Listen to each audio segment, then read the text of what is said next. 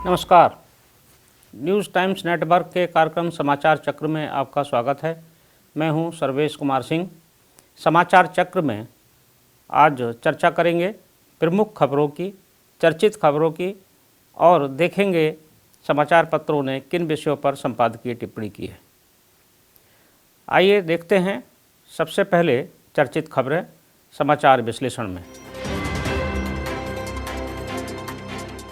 सबसे प्रमुख समाचार आज जो है ये प्रधानमंत्री नरेंद्र मोदी का भाषण है।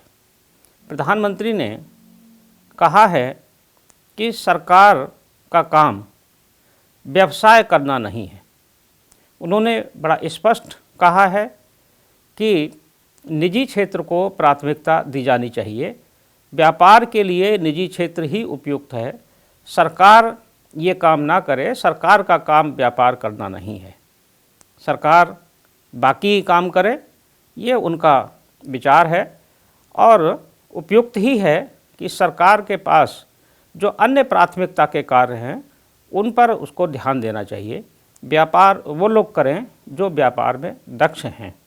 इसीलिए ऐसी बहुत सारी कंपनियां, ऐसे बहुत से निगम जो लगातार घाटे में हैं, जो ठीक से नहीं चल पा रहे हैं, उनके निजीकरण का भी निर्णय लिया गया है। जो दूसरा प्रमुख समाचार है और आज बहुत ज़्यादा चर्चा में है, यह है उत्तर प्रदेश में मुख्यमंत्री योगी आदित्यनाथ जी का विधानसभा में दिया गया भाषण। मुख्यमंत्री योगी आदित्यनाथ ने विधानसभा में राज्यपाल के अभिभाषण पर धन्यवाद प्रस्ताव के पक्ष में बोलते हुए जो कहा, ये बहुत उल्लेखनीय बात है। उन्होंने कहा कि हिंदू कोई धर्म नहीं है, धर्म तो सनातन है। हिंदू का अर्थ बहुत व्यापक है। उन्होंने हिंदू की परिभाषा करते हुए कहा कि संपूर्ण भारतीय उपमहाद्वीप में या अखंड भारत में जितने लोग रहते हैं सबकी पहचान हिंदू के रूप में है। उन्होंने अपनी बात के पक्ष में तर्क भी दिया और कहा कि जब भारत या भारत के बाहर पाकिस्तान, बांग्लादेश के लोग, मुसलमान भी जब जाते हैं विदेश में तो उनकी पहचान हिंदू के रूप में होती है।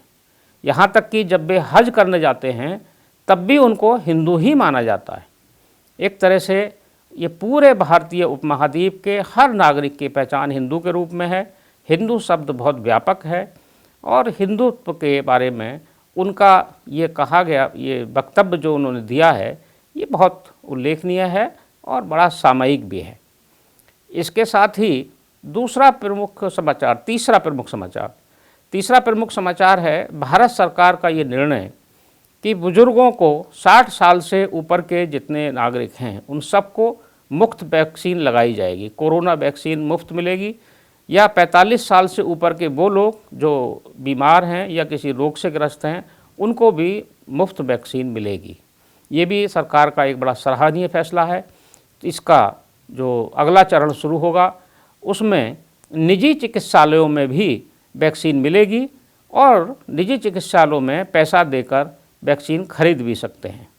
भारत ने वैक्सीन के क्षेत्र में दुनिया में नाम कमाया है। सबसे पहले स्वदेशी वैक्सीन बनाने वाले देशों में भारत भी आगे रहा है। 2 वैक्सीन बनाई हैं और 1 करोड़ से अधिक लोगों को वैक्सीन लगाई जा चुकी है। 16 जनवरी को पहला चरण भारत में शुरू हुआ था।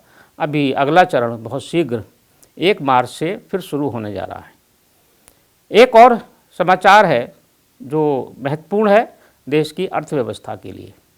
यह है भारत सरकार के वित्त मंत्रालय की निजी बैंकों को अनुमति।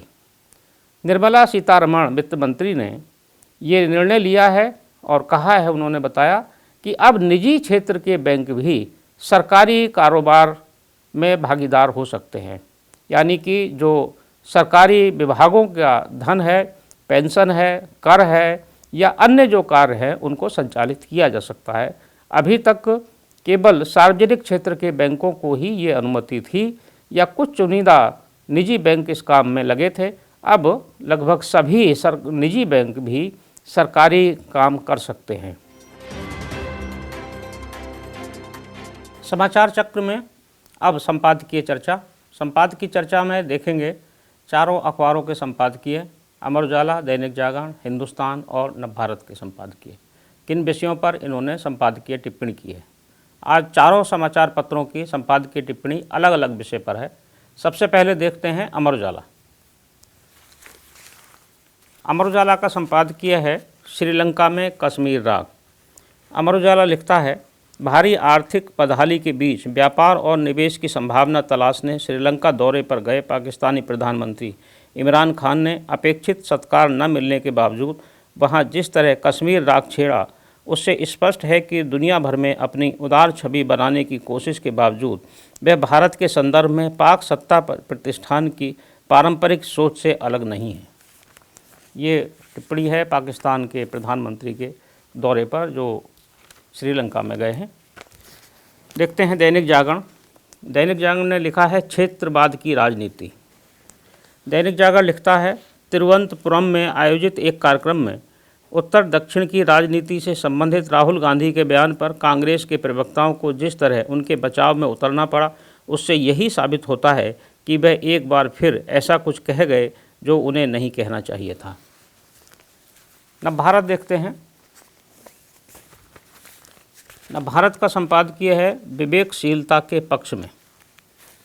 नवभारत ने लिखा है, बहुचर्चित टूल किट मामले में गिरफ्तार युवा पर्यावरण कार्यकर्ता दिशा रवि को आखिर मंगलवार को दिल्ली की एक अदालत ने से जमानत मिल गई। पहले दिन से इस गिरफ्तारी के ने दुनिया भर में लोगों का ध्यान खींच रखा था।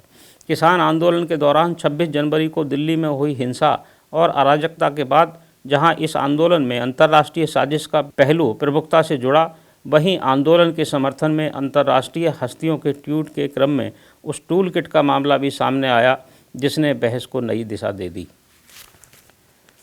देखते हैं हिंदुस्तान। हिंदुस्तान का संपादकीय है दुखद चेतावनी। हिंदुस्तान लिखता है, आंदोलन के बढ़ते दिनों के साथ किसानों की बोली में बढ़ती उग्रता चिंता बढ़ाने वाली है। संसद को 40 लाख ट्रैक्टर के जोर पर घेरने की चेतावनी, इंडिया गेट के पास के पार्कों में जुताई और फसल उगाने की चेतावनी कतई हल्की नहीं है। चेतावनी की पूरी गंभीरता का अंदाज़ा सरकार को जरूर होगा। एक ट्रैक्टर रैली राष्ट्रीय राजधानी 26 जनवरी को देख चुकी है। किस तरह से उपद्रव की स्थिति बनी, अराजकता हुई, राष्ट्र के लिए अपमान के दृश्य उपस्थित हुए, भला कौन भूल सकता है। ये थे आज के चारों समाचार पत्रों के संपादकीय। समाचार चक्र में आज बस इतना ही। कल फिर मिलेंगे कुछ प्रमुख खबरों पर चर्चा के साथ, संपादकीय टिप्पणी के साथ। तब तक के लिए मैं सर्वेश कुमार सिंह आपसे विदा लेता हूँ। नमस्कार।